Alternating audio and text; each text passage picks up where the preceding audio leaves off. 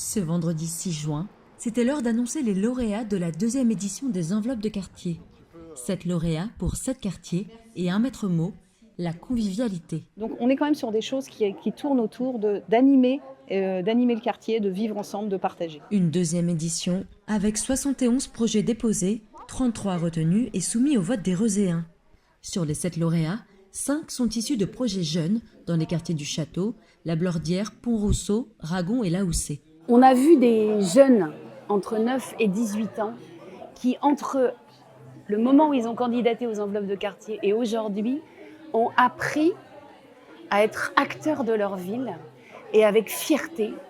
Et on se dit que demain, ce sont les citoyens de demain. Et si nous, on peut porter cette responsabilité-là et si on peut favoriser ça, eh ben c'est gagné. Le dialogue citoyen, c'est aussi ça. C'est aussi cette émancipation. Dans le quartier de Laoussé, pommiers, poiriers et autres arbres fruitiers seront plantés à la Jaguière. Un grand merci à tous les personnes ayant voté pour nous. Un grand merci également à la mairie avec son équipe qui nous a pas mal soutenus et accompagnés. Fiers d'être Reuséens et fiers d'habiter actuellement à la Jaguière. Le parc de Pro dans le quartier de Ragon accueillera quant à lui une mini-rampe de skate. C'était le projet d'une rampe de skate pour débutants. C'est pour les gens peu performants sur les rampes, comparé à celui de la médiathèque qui était plus pour les expérimentés. L'initiative du quartier Château, qui a recueilli le plus de votes, prévoit la réalisation d'une ou plusieurs fresques au sol entre les écoles Pauline Roland. Le projet s'appelle Relions-nous. Ça consiste à faire une fresque au sol et il y aura une boîte à livres en forme d'instrument de musique entre les deux.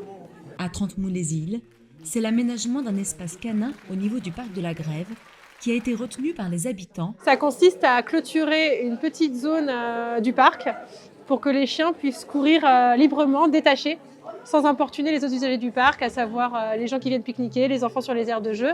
Tandis qu'à la Blordière, des copines d'école ont proposé un projet autour du kayak. C'est un projet en canoë et kayak pour visiter les bords de Sèvres. Vive le kayak! La convivialité, mise à l'honneur pour les projets qui concernent l'aménagement des espaces. Il y a déjà une tyrolienne qui est aménagée, mais ça manque de mobilier urbain pour pouvoir se poser, profiter du parc un peu plus longtemps en fait. Souvent on fait que passer parce qu'il n'y a pas de quoi s'asseoir. Donc voilà, faire des pique-niques, se détendre.